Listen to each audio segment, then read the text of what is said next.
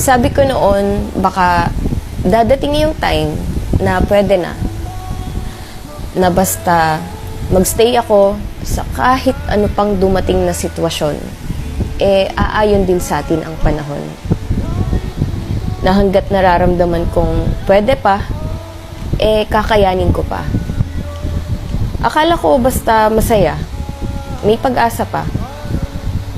Pero habang lumilipas yung panahon, lumalabo na rin yung sitwasyon.